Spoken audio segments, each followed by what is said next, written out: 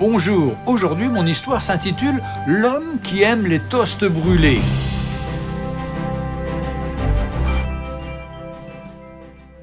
Le soir venu, une femme n'avait rien préparé pour souper. Alors elle a plutôt servi de la confiture avec des toasts à son fils et à son mari. Toutefois, les toasts qu'elle a servis étaient complètement calcinés. Ils n'étaient pas un peu grillés, ils étaient carrément noirs, car ils avaient brûlé. Par contre, l'homme a étalé la confiture sur les toasts et a commencé à manger, sans rien dire. Quant au petit garçon, il regardait son père d'un drôle d'œil et attendait de voir si son père dirait quelque chose contre ses tartines brûlées. Mais il n'en était rien. Le père mangeait ses toasts sans rien dire. Il s'est plutôt contenté de demander à son fils s'il avait terminé ses devoirs d'école. Celui-ci a répondu que oui.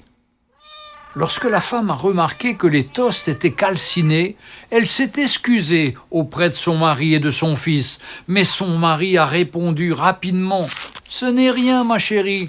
Voyons, tu sais que j'adore les toasts brûlés. » Un peu plus tard dans la soirée, le père alla coucher son garçon et le petit lui demanda « Dis papa, tu aimes les toasts brûlés pour de vrai ?» Le père s'assit à côté de son fils et lui dit « Bien sûr que non, mon fiston, mais ta maman travaille très dur toute la journée. Elle était très fatiguée. De plus, un toast brûlé n'a jamais fait de mal à quelqu'un. Mais tu sais ce qui fait mal?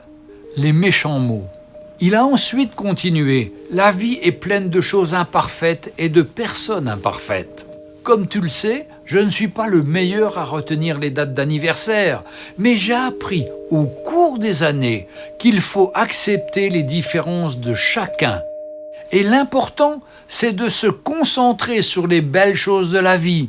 La vie est trop courte pour se concentrer sur les petits détails et les chicanes qui peuvent être évitées. » L'évangile de Matthieu au chapitre 15, verset 11 nous dit « Ce n'est pas ce qui entre dans la bouche qui souille l'homme, mais ce qui sort de la bouche, c'est ce qui souille l'homme. »